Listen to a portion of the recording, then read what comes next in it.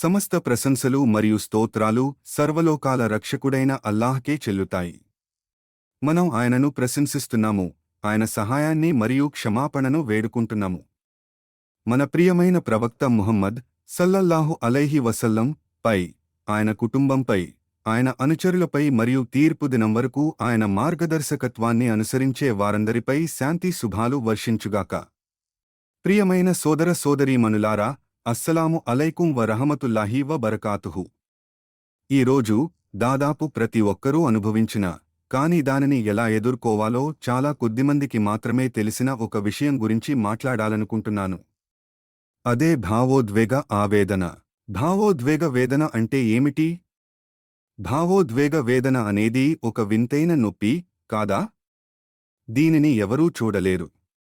దీనికి కట్టుకట్టడానికి బ్యాండేజ్ లేదు, నడవడానికి ఊతకర్రలు లేవు, ప్లాస్టర్ కాస్ట్ లేదు. మీరు మసీదులో ఒకరి పక్కనే కూర్చుని చిరునవ్వుతో పలకరిస్తూ సలాం చెప్పవచ్చు, కానీ లోపల వారి హృద్రూపం 1000 ముక్కలై ఉండవచ్చు. ఈ నొప్పి యొక్క స్వభావం అలాంటిది. ఇది నిశ్శబ్దంగా ఉంటుంది, కానీ చాలా బరువుగా ఉంటుంది.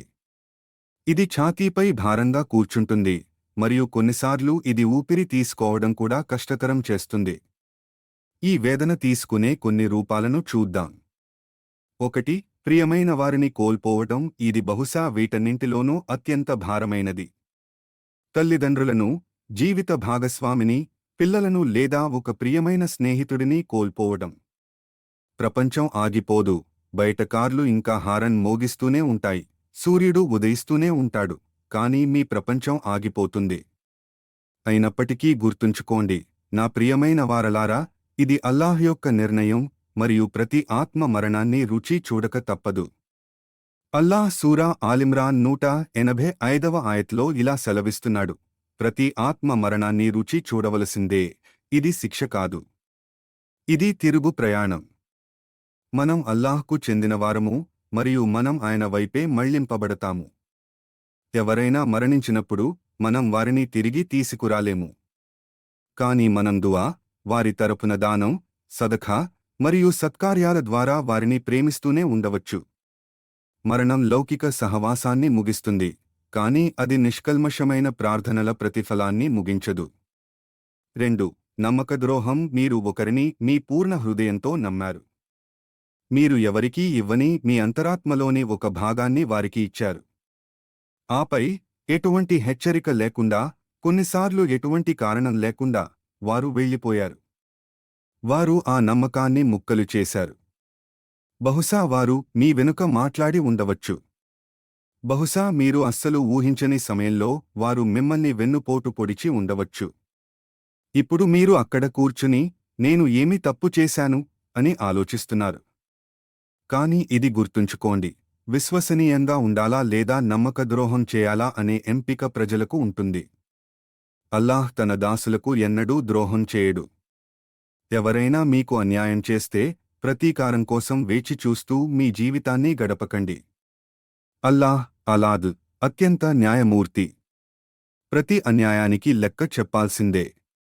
ఖురాన్ సూరా ఇబ్రహీం 42వ ఆయత్లో మనకు గుర్తుచేస్తోంది: అక్రమార్కులు చేసే పనుల గురించి అల్లాహ్కు తెలియదని అనుకోకండి, న్యాయాన్ని అల్లాహ్కే వదిలేయండి. అల్లాహ్కు చెందిన బాధ్యతను మోయడం నుండి మీ హృదయానికి విముక్తి కలిగించండి. 3. వైఫల్యం. ఒక పరీక్షలో, ఉద్యోగంలో, లేదా ఒక కలలో మీరు మీ సర్వస్వాన్ని ధారపోశారు. అర్ధరాత్రులు మేల్కొని, ఉదయాన్నే లేచి, చిత్తశుద్ధితో ప్రయత్నించారు, అయినా అది ఫలించలేదు.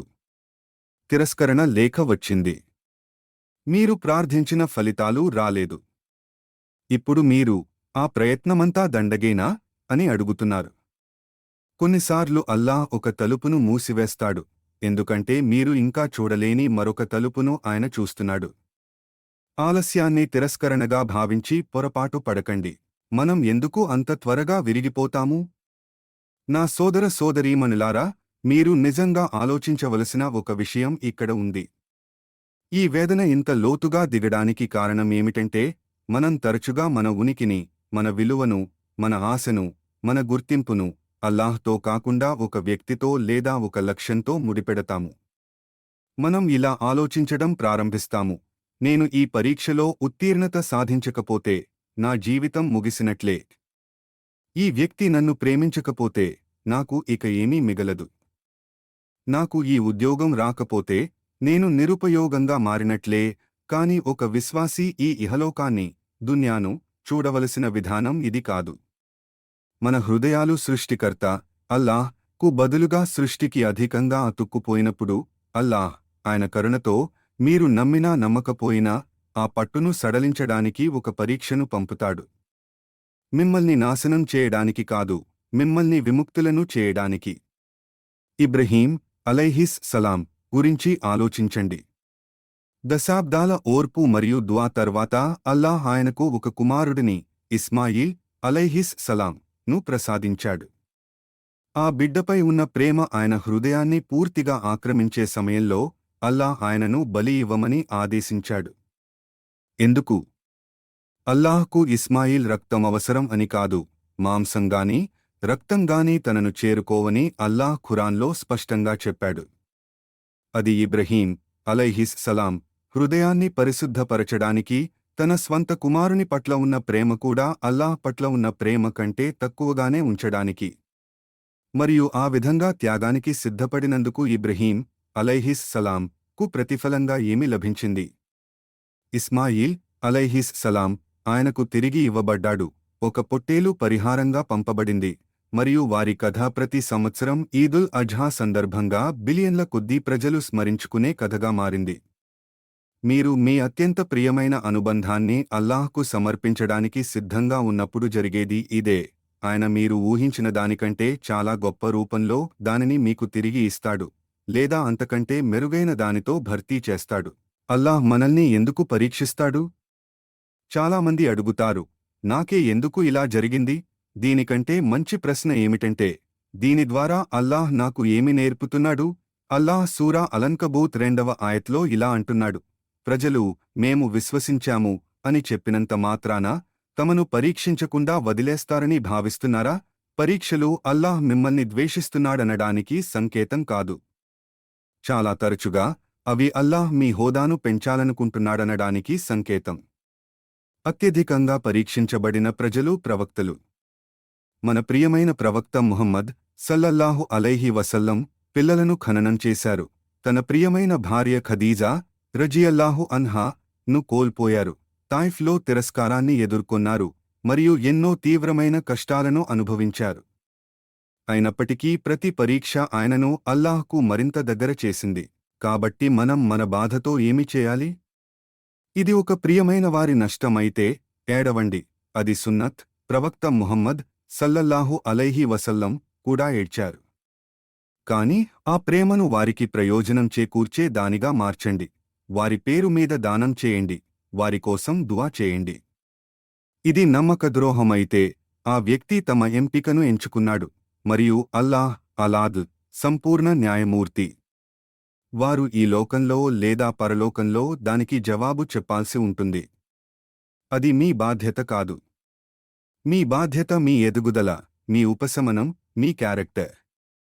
వారి ద్రోహం మిమ్మల్ని చేదుగా మార్చనివ్వకండి, అది మిమ్మల్ని మరింత జ్ఞానవంతులుగా మార్చనివ్వండి.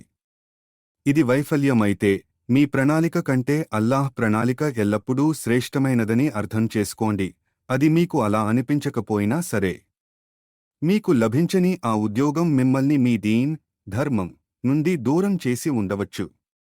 ముగిసిపోయిన ఆ సంబంధం అల్లాహ్ మిమ్మల్ని ఉంచాలనుకున్న స్థానానికి దూరంగా తీసుకెళ్లి ఉండవచ్చు.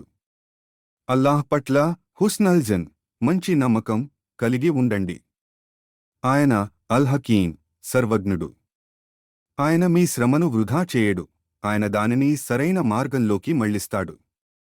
అల్లాహ్ సూరా అల్బఖరా 155వ ఆయత్లో ఇలా సెలవిస్తున్నాడు, మరియు నిశ్చయంగా మేము మిమ్మల్ని కొద్దిగా భయం, ఆకలి, ధన నష్టం, ప్రాణ నష్టం మరియు పండ్ల నష్టంతో పరీక్షిస్తాము. కాని సహనం వహించే వారికి శుభవార్త ఇవ్వండి. ఆపై ఆయన సూరా అలన్కబూత్ 2వ ఆయత్లో మీ హృదయానికి నిజంగా ఓదార్పునిచ్చే మరొక మాట చెబుతున్నాడు. ప్రజలు మేము విశ్వసించాము అని చెప్పినంత మాత్రాన తమను పరీక్షించకుండా వదిలేస్తారని భావిస్తున్నారా? నా ప్రియమైన సోదర సోదరీమణులారా, మీరు పరీక్షించబడుతున్నట్లయితే అల్లాహ్ మీలో శుద్ధి చేయదగిన ఏదో ఒక మంచిని చూస్తున్నాడనడానికి సంకేతంగా తీసుకోండి. ఒక కమ్మరి పనికిరాని లోహాన్ని నిప్పులో వేయడు. ఆయన బంగారాన్ని వేస్తాడు, ఎందుకంటే బంగారం శుద్ధి చేయడానికి అర్హమైనది. మనం మన బలాన్ని ఎలా పునర్నిర్మించుకోవాలి? ఇక్కడ కొన్ని ఆచరణాత్మక విధాలు ఉన్నాయి. వీటిని మీరు వినడమే కాకుండా నిజంగా ఆచరించాలని కోరుకుంటున్నాను. 1. మీ జీవితాన్ని అల్లాహ్ చుట్టూ పునర్నిర్మించుకోండి. మీ 5 పూటల నమాజులను మీ జీవనాధారంగా కాపాడుకోండి, ఎందుకంటే అవి నిజంగా మీ ప్రాణధారలు. కొన్ని ఆయాత్లు అయినా సరే ఖురాన్ పఠించండి. పాపానికి దూరంగా ఉండండి. ముఖ్యంగా మనం బాధలో ఉన్నప్పుడు పరిగెత్తే పాపాలకు దూరంగా ఉండండి, ఎందుకంటే అవి గాయాన్ని మరింత లోతు చేస్తాయి.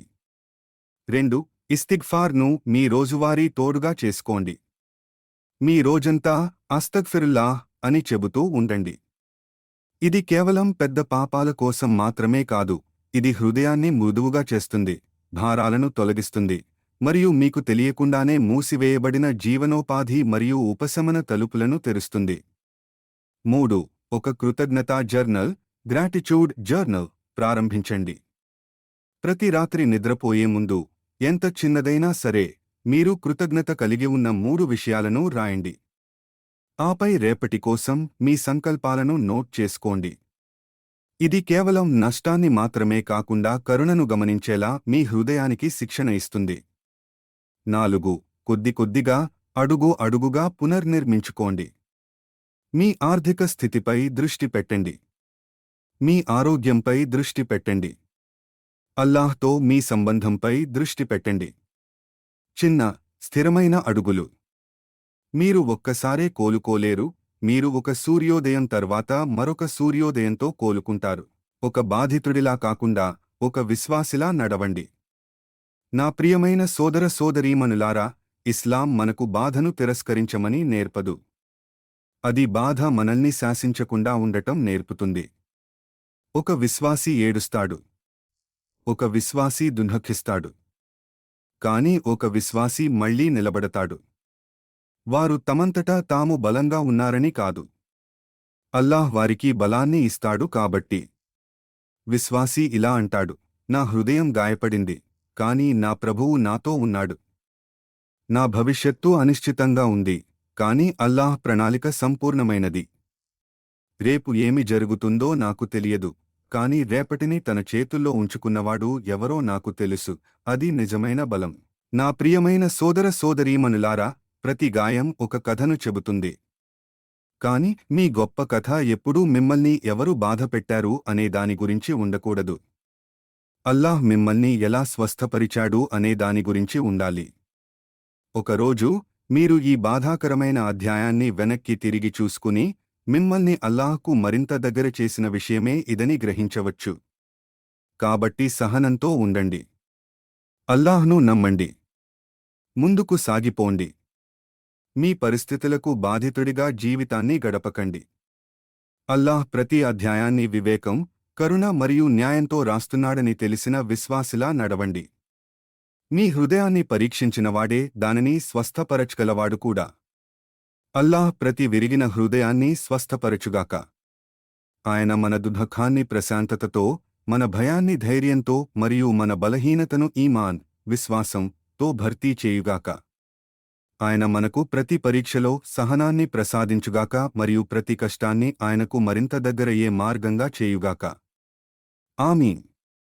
మీకు మా కంటెంట్ నచ్చినట్లయితే దయచేసి లైక్ చేయడం, షేర్ చేయడం మరియు సబ్స్క్రైబ్ చేయడం మర్చిపోకండి. మీరు ఇప్పటికే సబ్స్క్రైబ్ చేసినట్లయితే మీకు చాలా ధన్యవాదాలు. జజాకల్లాహు ఖైరన్. అస్సలాము అలైకుం వ రహమతుల్లాహి వ బరకాతుహు.